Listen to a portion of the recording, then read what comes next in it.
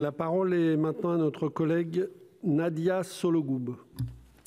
Merci, Monsieur le Président. Monsieur le Ministre, je souhaite attirer votre attention sur la dotation globale de fonctionnement, ses modalités de calcul et de notification aux communes. Il arrive chaque année que des maires découvrent à la veille du vote du budget, et parfois même le lendemain, des baisses globales de leur dotation pouvant aller jusqu'à 20%. Le calcul de ces dotations intègre des critères tellement nombreux et complexes qu'il échappe à la maîtrise des élus.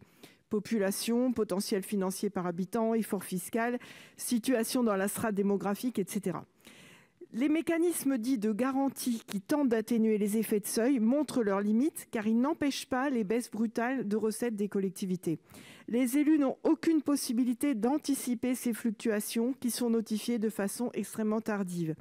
Dans ces conditions, la gestion d'une petite commune rurale est un véritable défi et la conduite de projets d'investissement relève de l'équilibrisme et impose une prise de risque qui n'est ni souhaitable ni souhaitée.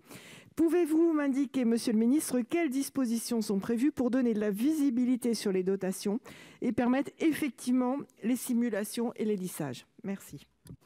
Merci. La parole à Monsieur le Ministre Joël Giraud. Merci, Président. Mesdames, Messieurs les sénateurs, Madame la sénatrice Sollogoub, la stabilité des dotations a constitué un axe quand même majeur de notre politique vis-à-vis des collectivités territoriales depuis 2017. Stabilité d'abord au niveau national, avec une enveloppe de DGF qui est stable pendant 5 ans. Je rappelle que sur le quinquennat précédent, les moyens consacrés à la DGF avaient été rabotés de 10 milliards d'euros.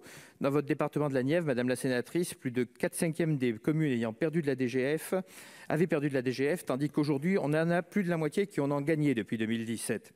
Alors bien entendu, il y a des mouvements chaque année et c'est bien normal dans la mesure où la DGF est ajustée en fonction de critères que vous venez de citer vous-même, c'est-à-dire des critères objectifs comme l'évolution de la population, la richesse fiscale, quelquefois d'autres éléments plus techniques.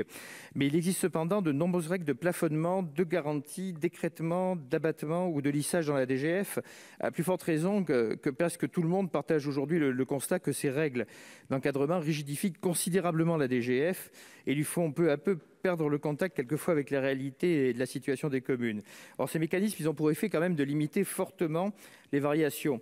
Cette année, plus de 80% des communes voient leur DGF varier dans une proportion représentant entre -1 et +1% de leurs recettes de fonctionnement. C'est un ratio qui était encore de 72% en 2020, ce qui signifie que la DGF est de plus en plus stable.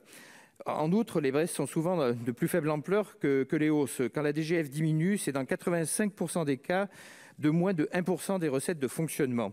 Dans la Nièvre, par exemple, 5 communes ont perdu plus de 20% de DGF cette année et dans tous les cas, la dotation représente une part mineure de leurs ressources, si bien que les baisses en question représentent en fait seulement 0,5 à 1,2% de leur budget de fonctionnement. Inversement, vous avez 6 communes qui ont gagné plus de 20% de DGF en 2021, comme ce sont des villages quasiment dépourvus de base fiscale. La dotation pèse lourdement dans leurs recettes et la moindre hausse de DGF peut représenter un gain de 5, voire de 10 ou 15% des recettes de fonctionnement dans le cas du département de la Nièvre. Sachez que nous travaillons avec Jacqueline Gouraud à améliorer effectivement la situation de cette lisibilité de façon à ce que les communes puissent mieux anticiper les choses en matière de dotation. Il vous reste 50 secondes, Madame Sollogoub.